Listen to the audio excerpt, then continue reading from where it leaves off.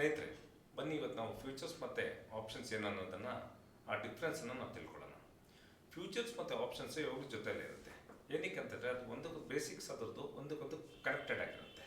ಈ futures and ಮತ್ತು options ನಾವು ಮಾಡೋಕ್ಕಿಂತ ಮುಂಚೆ ಅದ್ರ ಬಗ್ಗೆ ಸ್ವಲ್ಪ ಬೇಸಿಕ್ ಅಂಡರ್ಸ್ಟ್ಯಾಂಡಿಂಗ್ ಮಾಡ್ಕೋಬೇಕು, ಸರಿನಾ?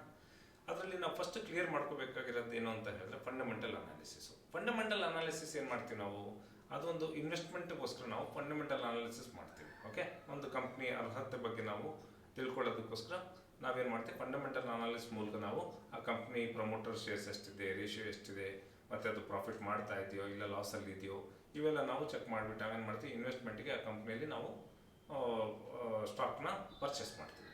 ಆದರೆ ಟೆಕ್ನಿಕಲ್ ಅನಾಲಿಸಿಸ್ ಏನಿದೆ ಅಂದರೆ ಇದು ಆಪ್ಷನ್ಸಲ್ಲಿ ನಾವು ಟೆಕ್ನಿಕಲ್ ಅನಾಲಿಸಿಸ್ನ ತುಂಬ ನೋಡ್ತೀವಿ.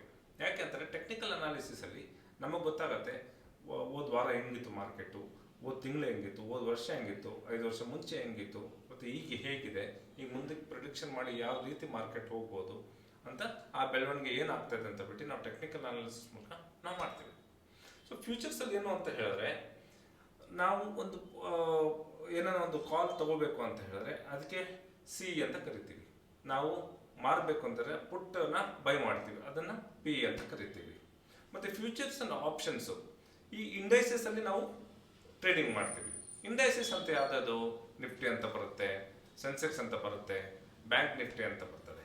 ಓಕೆ, ಈ ಇಂಡೈಸಸಲ್ಲಿ ನಾವು ಟ್ರೇಡಿಂಗ್ ಮಾಡೋದಕ್ಕೋಸ್ಕರ ನಾವೇನಂತೀವಿ, ಆಪ್ಷನ್ಸ್ ಅಂತ ಹೇಳ್ತೀವಿ. ಅದರಲ್ಲಿ ಆಪ್ಷನ್ ಚೇನ್ ಅಂತ ಬರುತ್ತೆ.